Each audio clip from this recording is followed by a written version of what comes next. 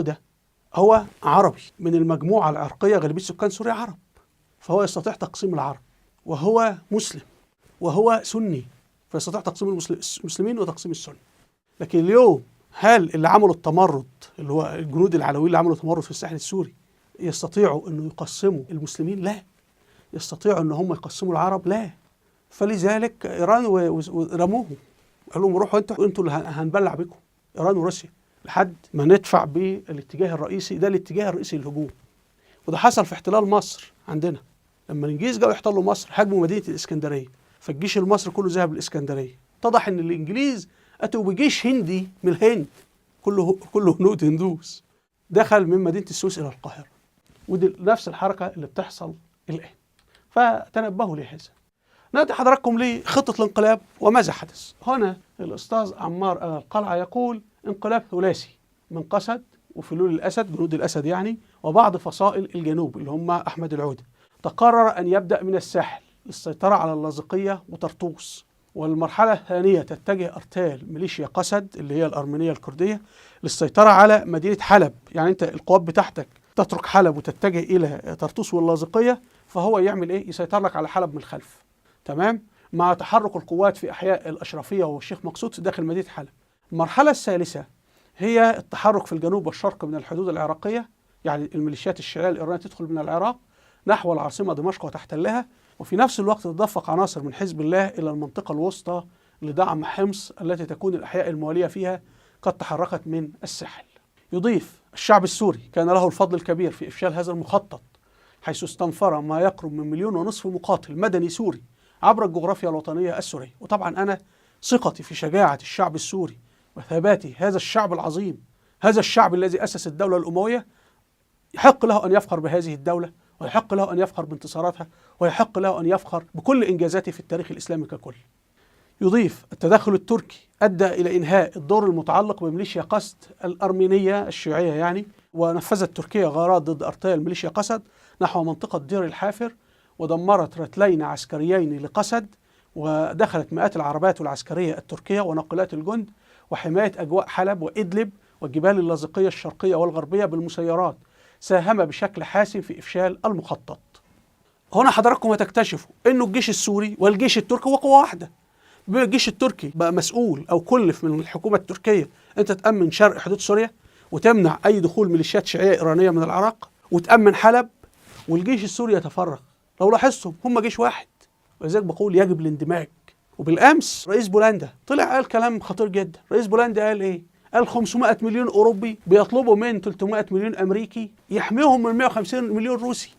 إحنا 500 مليون أوروبي بنطلب من 300 مليون أمريكي الحقيقة يا أمريكا احمينا يا أمريكا، وإحنا 500 مليون، وبنطلب حمايتنا من 150 مليون روسي.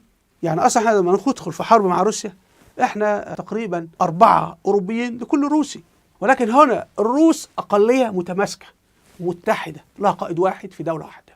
الأوروبيين لوكسمبورغ على بلجيكا على هولندا. فأنت الآن الفسيفساء الموجودة، فسيفساء سوريا، فسيفساء تركيا، فسيفساء الأردن، فسيفساء مش عارف الكويت، فسيفساء قطر، ده ضد خطر.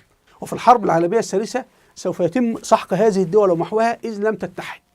فأنا بقول هيبقى المسلمين أقلية ولكن متحدة، فيجب الاتحاد في دولة واحدة بقائد واحد.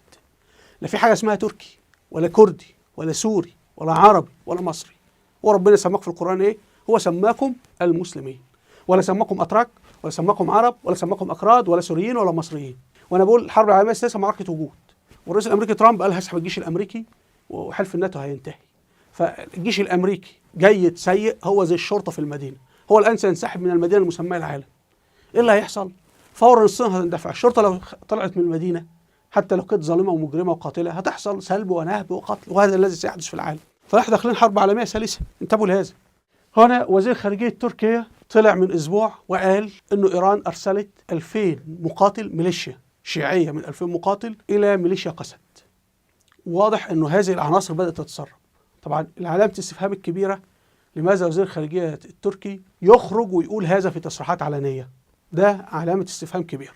تعالوا كده نقرأ في تحليل للدكتور وسام العظمة للتصرف الغريب من وزير خارجية تركيا. يقول إن محاولة الانقلاب على الثورة السورية التي تمت بالأمس هي باختصار ما حصل بالأمس يظهر تورط كامل لحزب الله اللبناني الشيعي تابع لإيران في عملية تمرد لفلول النظام الساقط، وكذلك لميليشيا قسد المتواطئة. ولكن يقظت تركيا هو ما أفشل المخطط الانقلابي.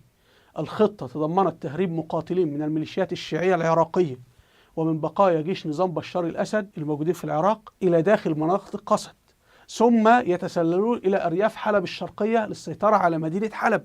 لكن الاستخبارات التركية كشفت المخطط وأفسدته، مما تسبب في الحرب الدبلوماسية قبل أيام بين تركيا وإيران. يعني إنه هكان فيدان لما طلع قال يا إيران على فكرة احنا شايفين العيال بتوعك وانت بتدخلوا الميليشيات الشيعية دي وانت بتدخليهم، فهنا الإيرانيين قالوا ده الموضوع انكشف، فاحنا نتحرك، لأنه يعني هم تحركوا قبل الأوان وقبل استكمال استعداداتهم. يضيف الدكتور وسام العظمة الاستخبارات التركية كشفت المخطط وأفسدته، مما تسبب بالحرب الدبلوماسية قبل أيام بين تركيا وإيران. تم تسريب الخطة من تركيا إلى حكومة الجولاني، وكانت الخطة أن ساعة البدء بعد أسبوع من الآن، لكن يبدو أن حزب الله اللبناني الشيعي استعجل بعد أن أدرك أن الخطة كشفت، أو دخول القوات التركية إلى ريف حلب كان أساسيا لمنع تسرب المقاتلين اللي هم الشيعة الإيرانيين والعراقيين من مناطق قسد إلى حلب. والأرتال السورية التي أتت من حلب، الجيش السوري من حلب وإدلب، تمكنت من استعادة السيطرة على المدن. سيتم ملاحقة الفلول في الأرياف والجبال بإذن الله. تعال حضراتكم نثبت بالصوت والصورة والفيديو أن إيران وروسيا هما اللتان أصدروا الأوامر وكل شيء، وفي الآخر المسرحية جرى إخراجها إن جنود علويين من جيش بشار هم اللي عقدوا التمرد، عشان تظل أنت لا تفهم أن العدو هو إيران وروسيا. هنا في وكالة أنباء مهر الإيرانية الرسمية، والخبر ده من يومين فقط، تأسيس جبهة المقاومة الإسلامية في سوريا. وهنا البيان: الحمد لله رب العالمين والصلاة والسلام على سيدنا محمد ونبينا محمد صلى الله عليه وسلم وأهل بيته ورضي الله على صحابه الأخيار المنتجبين. طبعا أول ما يقول لك وأهل بيته يعني هو عاوز يدمر الدولة، لأنه احنا رضي الله عن الصحابة ككل. احنا بنقول ايه؟ رضي الله عن الصحابة، السيدة عائشة من الصحابة، علي بن أبي طالب من الصحابة، فرضي الله عنهم من ضمن